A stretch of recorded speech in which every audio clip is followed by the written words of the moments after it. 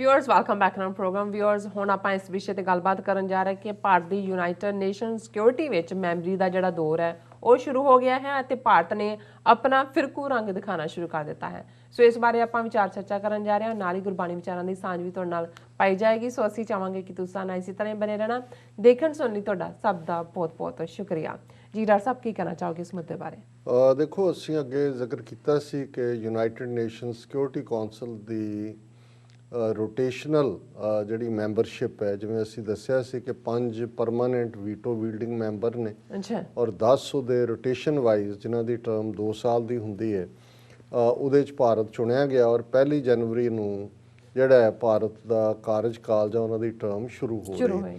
ਔਰ ਆਲਰੇਡੀ ਜਿਹੜਾ ਉਹਨਾਂ ਦਾ ਪਰਮਾਨੈਂਟ ਰਿਪਰੈਜ਼ੈਂਟੇਟਿਵ ਹੈ UN ਦੇ ਵਿੱਚ TS ਤ੍ਰਿਮੂਰਤੀ, ਉਹਦਾ ਜਿਹੜਾ ਇੰਟਰਵਿਊ ਸੀ ਮੀਡੀਆ ਨਾਲ ਉਹ ਅਸੀਂ ਡਿਸਕਸ ਕੀਤਾ ਸੀ ਕਿ ਔਰ ਅਸੀਂ ਇਹ ਖਦਸ਼ਾ ਜ਼ਾਹਰ ਕੀਤਾ ਸੀ ਕਿ ਆਉਣ ਵਾਲੇ ਪੀਰੀਅਡ 'ਚ ਇਹ ਜਿਹੜਾ ਆਪਣੇ ਆਪ ਨੂੰ ਡੈਮੋਕ੍ਰੇਸੀ ਖੁਆਉਂਦਾ ਮੁਲਕ ਹੈ ਲੇਕਿਨ ਇਸ ਵੇਲੇ ਡੀਮਨਕ੍ਰੇਸੀ ਹੈ, ਸ਼ੈਤਾਨ ਦੇ ਰਾਜ ਵਾਲਾ ਮੁਲਕ ਬਣਿਆ, ਇਹ ਆਪਣੇ ਇਸ 2 ਸਾਲ ਦੀ ਟਰਮ ਦਾ ਫਾਇਦਾ ਚੁੱਕਣਗੇ।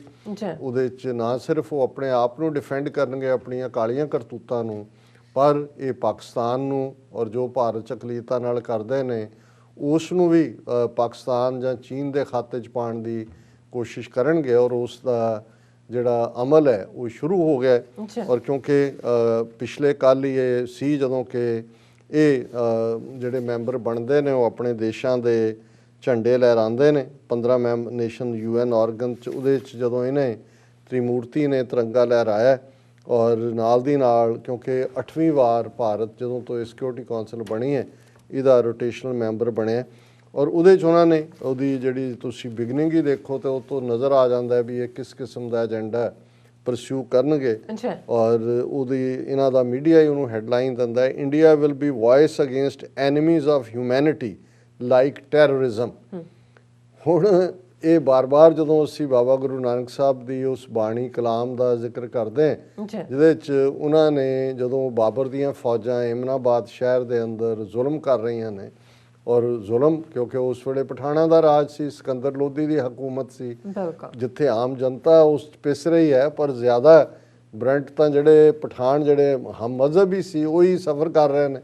ਔਰ ਗੁਰੂ ਸਾਹਿਬ ਨੇ ਵੀ ਕਿਹਾ ਕਿ ਤੁਰਕ ਪਠਾਣਾ ਭਈ ਲੜਾਈ ਔਰ ਕਿ ਉਹਨਾਂ ਦੀ ਲੜਾਈ ਹੈ, ਇਨਹੂ ਹਸਤ ਚਲਾਈ ਉਹਨੂੰ ਤੁਬਕ ਚਲਾ ਕੇ ਉਹ ਤੋਪ ਚਲਾ ਰਹੇ ਨੇ, ਉਹਨਾਂ ਕੋਲ ਤੋਪਖਾਨੇ ਬਾਰੂਦ ਹੈ, ਇੱਧਰਲੇ ਜਿਹੜੇ ਨੇ ਉਹ ਹਾਥੀਆਂ ਦੇ ਉੱਤੇ ਨੇ।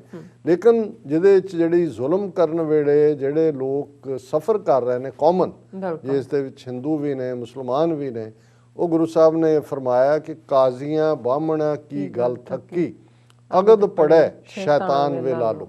ਭਾਈ ਲਾਲੋ ਉਹਨਾਂ ਦੇ ਸਿੱਖ ਨੇ, ਐਮਨਾਬਾਦ ਸ਼ਹਿਰ 'ਚ ਅੱਜ ਵੀ ਜਿਹੜਾ ਉਹਨਾਂ ਦੀ ਖੂਹੀ ਹੈ ਉਹਨਾਂ ਦਾ ਗੁਰਦੁਆਰਾ ਹੈ ਔਰ ਪਾਕਿਸਤਾਨ ਵੈਕਿਊਸ ਟਰਸਟ ਪ੍ਰਾਪਰਟੀ ਬੋਰਡ ਉਹਨੂੰ ਮੇਨਟੇਨ ਕਰ ਰਿਹਾ ਉਸ ਨੂੰ ਆਮ ਦਰਸ਼ਕਾਂ ਦੇ ਜਿਹੜੇ ਪਿਲਗ੍ਰਿਮਸ ਨੇ ਉਹਨਾਂ ਦੇ ਲਈ।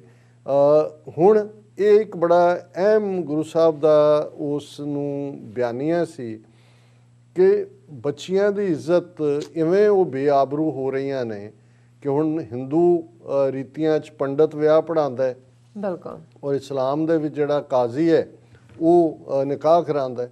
ਸੋ ਗੁਰੂ ਸਾਹਿਬ ਨੇ ਕਿਹਾ ਭਾਈ ਇਹ ਇਵੇਂ ਬੇਆਬਰੂ ਹੋ ਰਹੀਆਂ ਨੇ ਕਿ ਉਹਨਾਂ ਦੀ ਗੱਲ ਮੁੱਕ ਗਈ। ਕਾਜ਼ੀ ਔਰ ਬ੍ਰਾਹਮਣ ਅੱਜ ਉਹ ਨਿਕਾਹ ਤੇ ਵਿਆਹ ਨਹੀਂ ਪੜ੍ਹਾ ਰਿਹਾ, ਅਗਦ ਪੜ੍ਹਾ ਸ਼ੈਤਾਨ ਕਿ ਸ਼ੈਤਾਨ ਜਿਹੜਾ ਉਹ ਕੁਰਾਨ ਸ਼ਰੀਫ ਦੀਆਂ ਆਇਤਾਂ ਪੜ੍ਹ ਰਿਹਾ ਜਾਂ ਅਸੀਂ ਅੱਜ ਕਹਿਣਾ ਹੋਏ ਕਿ ਸ਼ੈਤਾਨ ਬਾਣੀ ਪੜ੍ਹ ਕੇ ਸੁਣਾ ਰਹੇ। ਹੁਣ ਇਹੀ ਭਾਰਤ ਦਾ ਜਦੋਂ permanent representative UN security council 'ਚ ਖਲੋ ਕੇ ਕਹਿ ਰਿਹਾ ਹੈ ਕਿ ਜੀ ਅਸੀਂ ਆਪਣੀ ਟਰਮ 'ਚ ਹੁਣ ਅਸੀਂ ਲੜਾਂਗੇ ਇਨਸਾਨੀਅਤ ਦੇ ਦੁਸ਼ਮਣ ਦਹਿਸ਼ਤਗਰਦੀ ਦੇ ਨਾਲ।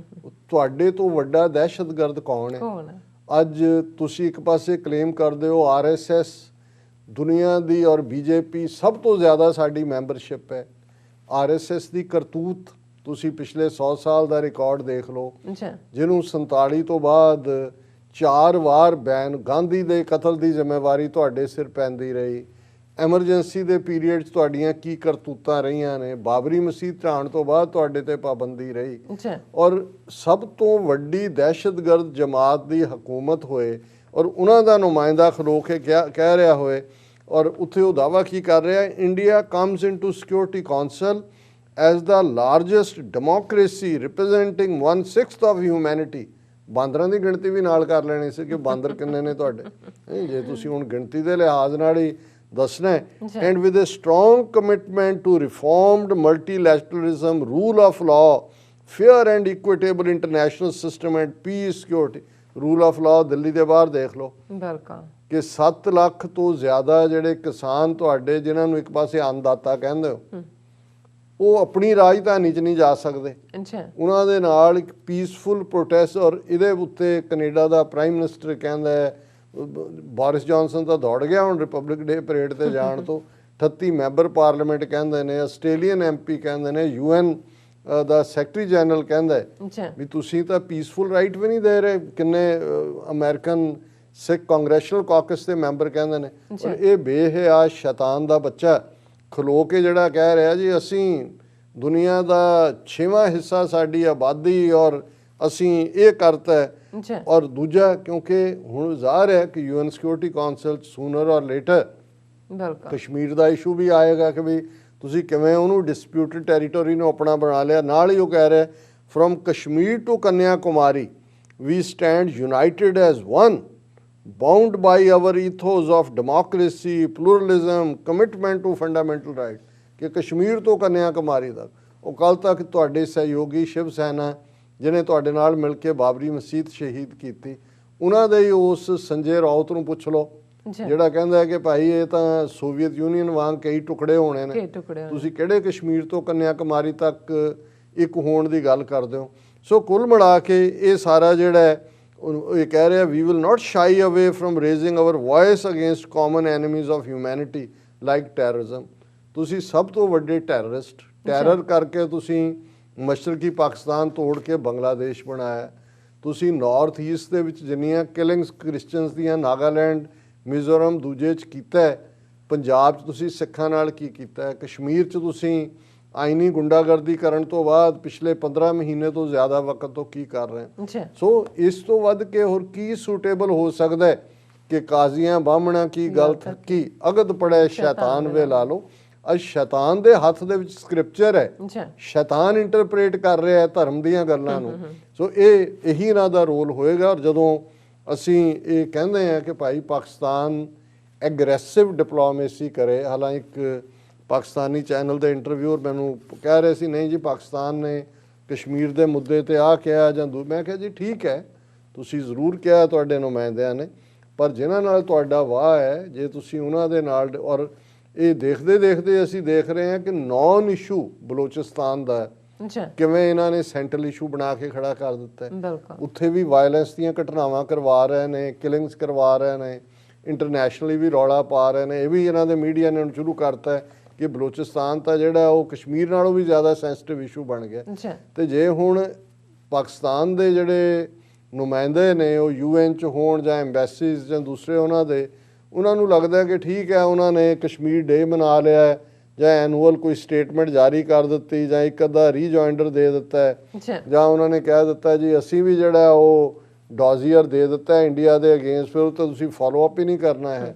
ਤਾਂ ਫਿਰ ਮੈਨੂੰ ਲੱਗਦਾ ਕਿ ਵੀ ਇਹ 2 ਸਾਲ ਖਤਰਨਾਕ ਹੋਣਗੇ ਕਿਉਂਕਿ ਇਹ ਓਪਨਿੰਗ ਹੀ ਦੱਸ ਰਹੇ ਨੇ ਕਿ ਅਲਟੀਮੇਟਲੀ ਇਹਨਾਂ ਦੇ ਨਿਸ਼ਾਨੇ ਤੇ ਕੀ ਹੈ ਔਰ ਕਿਹਦੇ ਪਿੱਛੇ ਇਹ ਜਾਣਗੇ। ਜੀ ਡਾਕਟਰ ਸਾਹਿਬ, ਔਰ ਕਨਕਲੂਜਨ 'ਚ ਅਸੀਂ ਜਿਵੇਂ ਰੋਜ਼ਾਨਾ ਕਬੀਰ ਸਾਹਿਬ ਉਹਨਾਂ ਦੀ ਬਾਣੀ ਜਿਹੜੇ ਕਪਲੇਟ ਫਾਰਮ 'ਚ ਅਸੀਂ ਡਿਸਕਸ ਕਰਦੇ ਹਾਂ, ਸਲੋਕ ਜਿਹਨੂੰ ਕਿਹਾ ਜਾਂਦਾ ਹੈ, ਔਰ 2 ਸਲੋਕ ਜਿਹੜੇ ਅੱਜ ਦੇ ਨੇ ਉਹ ਇਹ ਯਾਦ ਦਹਾਨੀ ਕਰਵਾਉਂਦੇ ਨੇ ਕਿ ਰੱਬ ਤੋਂ ਟੁੱਟਿਆ ਮਨੁੱਖ ਕਿਵੇਂ ਬਦਤਰ ਹੁੰਦਾ ਹੈ ਜਾਨਵਰਾਂ ਤੋਂ ਵੀ।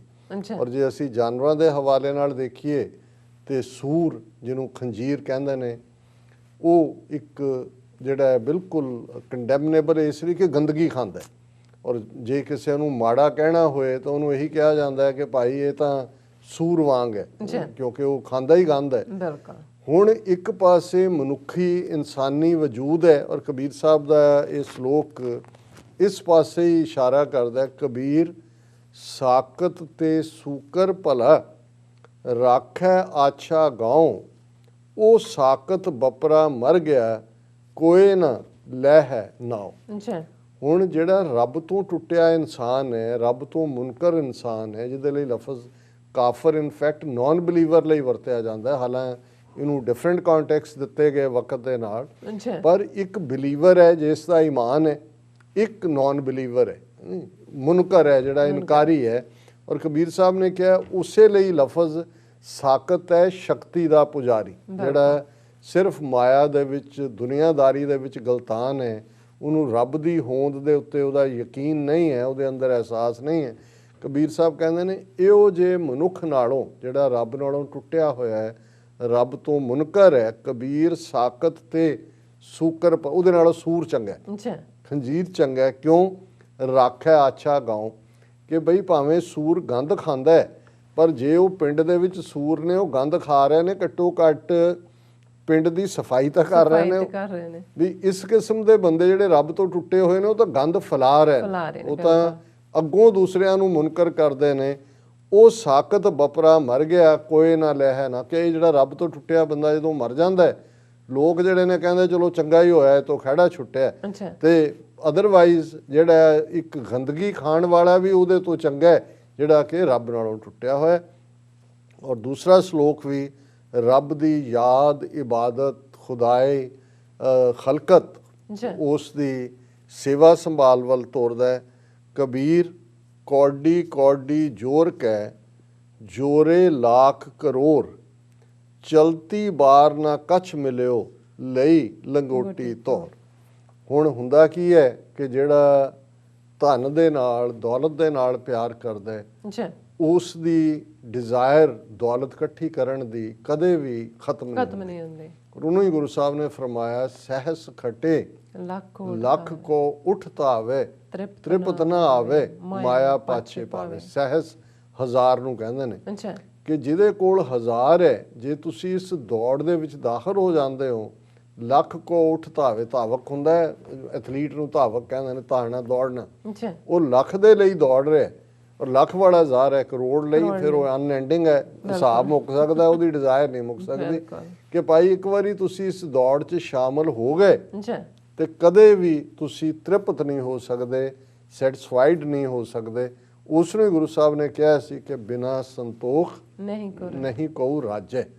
ਜੇ ਕੋਈ ਰੱਜਿਆ ਕਦੇ ਤੇ ਸੰਤੋਖ ਦੇ ਨਾਲ, ਸੰਤੋਖ ਹੈ ਸੰਤੁਸ਼ਟੀ, ਜਿਸ ਤੁਸੀਂ ਕਹੋ ਕਿ ਜੀ ਸਬਰ, ਕਿ ਵੀ ਜੋ ਰੱਬ ਨੇ ਦਿੱਤਾ ਹੈ ਸ਼ੁਕਰ ਹੈ, ਗੁਜ਼ਰ ਹੋ ਰਿਹਾ। ਔਰ ਇਹੀ ਗੱਲ ਛੇਵੇਂ ਪਾਤਸ਼ਾਹ ਨੇ ਫਰਮਾਇਆ ਸੀ, ਦੌਲਤ ਗੁਜ਼ਰਾਨ, ਦੌਲਤ ਜ਼ਰੂਰੀ ਹੈ, ਤੁਹਾਡੀ ਜ਼ਿੰਦਗੀ ਦੀਆਂ ਲੋੜਾਂ ਦੌਲਤ ਤੋਂ ਬਿਨਾਂ ਵੀ ਜੇ ਤੁਸੀਂ ਕਿਸੇ ਦੇ ਮੁਤਾਜ ਹੁੰਦੇ ਹੋ, ਉਹ ਵੀ ਤੁਹਾਡੀ ਇਨਸਾਨੀਅਤ, ਵਕਾਰ, ਤੁਹਾਡੀ ਗੈਰਤ ਨੂੰ ਹਰਟ ਕਰਦਾ ਹੈ। ਪਰ ਦੌਲਤ ਦਾ ਕਨਸੈਪਟ ਇਹੀ ਹੈ, ਦੌਲਤ ਗੁਜ਼ਰਾਨ, ਕਿ ਤੁਹਾਡਾ ਚੰਗਾ ਗੁਜ਼ਰ ਹੋਏ।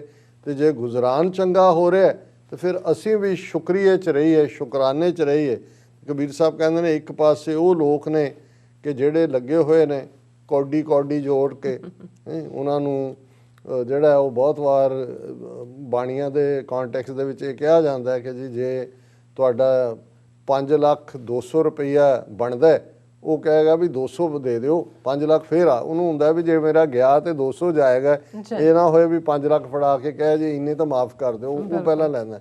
ਸੋ ਇਹ ਹੈ ਜਿਹੜੀ ਬਿਰਤੀ ਤੁਹਾਡੀ ਆ, ਉਹ ਕੌਡੀਆਂ ਦੇ ਵੀ ਨੂੰ ਵੀ ਲੂਜ਼ ਨਾ ਕਰਨ ਦੀ ਹੁੰਦੀ ਹੈ। ਕਬੀਰ ਕੌਡੀ ਕੌਡੀ ਜੋਰ ਕੇ ਜੋਰੇ ਲੱਖ ਕਰੋੜ, ਲੱਖਾਂ ਕਰੋੜਾਂ ਤੁਸੀਂ ਜੋੜ ਲਏ, ਪਰ ਇੱਕ ਵਾਰ ਇਹ ਤਾਂ ਸੋਚ ਲਓ, ਚਲਤੀ ਬਾਰ ਨਾ ਕੱਛ ਮਿਲਿਓ ਲਈ ਲੰਗੋਟੀ ਤੋੜ, ਕਿ ਭਾਈ ਜਿਹੜੇ ਕੱਪੜੇ ਵੀ ਪਾਏ ਹੁੰਦੇ ਨੇ ਉਹ ਵੀ ਲਾਹ ਲਏ ਜਾਂਦੇ ਨੇ, ਕਹਿੰਦੇ ਜੀ ਇਹਨਾਂ ਨੂੰ ਨਵੇਂ ਪਵਾ ਦਿਓ। ਹਾਲਾਂਕਿ ਇਹਦੇ ਅਰਥ ਕਈਆਂ ਨੇ ਡਿਫਰੈਂਟਲੀ ਕੀਤੇ ਨੇ, ਪਰ ਗੱਲ ਇਹੀ ਹੈ ਜਿਹਨੂੰ ਗੁਰੂ ਸਾਹਿਬ ਨੇ ਫਰਮਾਇਆ ਕਿ ਨਾਂਗੇ ਆਏ ਨਾਂਗੇ ਜਾਣਾ, ਨਾ ਕੋਈ ਰਹਿਸੀ ਰਾਜਾ ਰਾਣਾ। ਭਾਵੇਂ ਕੋਈ ਰਾਜਾ ਸੀ ਤੇ ਭਾਵੇਂ ਕੋਈ ਰੰਕ ਸੀ, ਜਿਵੇਂ ਦੁਨੀਆ 'ਚ ਆਇਆ ਉਦੋਂ ਵੀ ਉਹ ਨੰਗਾ ਆਇਆ, ਜਦੋਂ ਗਿਆ ਦੁਨੀਆ ਤੋਂ ਕੋਈ ਸੂਈ ਵੀ ਨਾਲ ਨਹੀਂ ਲਿਜਾ ਸਕਿਆ। ਇਸ ਨੂੰ ਹੀ ਜਦੋਂ ਸਿਕੰਦਰ ਬਾਦਸ਼ਾਹ ਨਾਲ ਜੋੜ ਕੇ ਕਿਹਾ ਜਾਂਦਾ ਹੈ, ਉਹਨੇ ਅੱਧੀ ਦੁਨੀਆ ਫਤਿਹ ਕੀਤੀ ਸੀ, ਤੇ ਉਹਨੇ ਮਰਨ ਤੋਂ ਪਹਿਲੇ ਕਿਹਾ ਕਿ ਵੀ ਇਵੇਂ ਕਰਿਓ ਕਿ ਜਦੋਂ ਮੇਰਾ ਜਨਾਜ਼ਾ ਜਾ ਰਿਹਾ ਹੋਏ ਤੇ ਮੇਰੇ ਹੱਥ ਮੇਰੇ ਕਫਨ ਚੋਂ ਬਾਹਰ ਕੱਢ ਦੇਣਾ, ਤਾਂ ਕਿ ਦੁਨੀਆ ਨੂੰ ਇਹ ਪਤਾ ਲੱਗੇ ਕਿ ਇਹ ਅੱਧੀ ਦੁਨੀਆ ਦਾ ਮਾਲਕ ਜਿੱਤਣ ਵਾਲਾ ਜਿਹੜਾ ਹੈ ਖਾਲੀ ਹੱਥ ਦੁਨੀਆ ਤੋਂ ਗਿਆ। ਸੋ ਜ਼ਾਹਰ ਹੈ ਕਿ ਜਿਹੜਾ ਮੈਸੇਜ ਹੈ ਉਹ ਇਹੀ ਹੈ ਕਿ ਭਾਈ ਇਹੀ ਜ਼ਿੰਦਗੀ ਮਿਲੀ ਹੈ, ਇਸ ਦਾ ਫਾਇਦਾ ਲਓ, ਔਰ ਇਹਦਾ ਫਾਇਦਾ ਰੱਬ ਦੇ ਨਾਲ ਜੁੜਨਾ, ਰੱਬ ਦੀ ਇਬਾਦਤ, ਖਲਕਤ ਦੀ ਸੇਵਾ, ਰੱਬ ਦੇ ਬੰਦਿਆਂ ਦੀ ਸੇਵਾ। ਔਰ ਫਿਰ ਜੇ ਇਵੇਂ ਹੋਏਗਾ ਤੇ ਫਿਰ ਜਿਹੜੀ ਆਲੇ ਦੁਆਲੇ ਦੁਨੀਆ ਵੀ ਹੈ, ਉਹ ਜਿਵੇਂ ਕਬੀਰ ਸਾਹਿਬ ਦਾ ਹੀ ਕਬੀਰ ਬੀਚਕ ਗ੍ਰੰਥ ਦੇ ਵਿੱਚ ਹੈ ਕਿ ਜਬ ਤੂੰ ਆਇਆ ਜਗਤ ਮੇਂ ਜਗ ਹੰਸੇ ਤੂੰ ਰੋਏ, ਐਸੀ ਕਰਨੀ ਕਰ ਚਲੋ जग हंस तू हंसे जग रोए। जब तू आया जगत में जग हंसे तू रोए, ऐसी करनी कर चलो तू हंसे जग रोए। कि भाई जो दुनिया च असीं आंदे हैं, बच्चे दी हैल्थी बर्थ ही हुंदा है कि वो कराई करदा है कि भाई वो रो रहा सी, इधर खुशियां सी कि जी घर साडे बच्चा बच्ची आया है।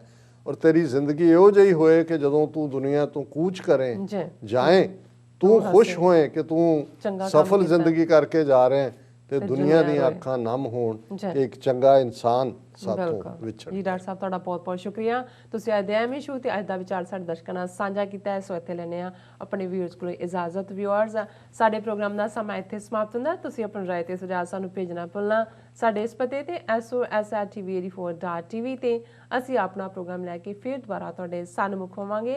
ਤਦ ਤੱਕ ਲਈ ਮੈਨੂੰ ਤੇ ਆਪਣਾ ਸੁਣਾ ਗਿਆ ਦਿਓ। ਦੇਖਦੇ ਰਹੋ TV84। ਬੁਲਾ ਦਿਓ ਫਤਿਹ। ਵਾਹਿਗੁਰੂ ਜੀ ਕਾ ਖਾਲਸਾ, ਵਾਹਿਗੁਰੂ ਜੀ ਕੀ ਫਤਿਹ। ਰੱਬ ਰਾਖਾ।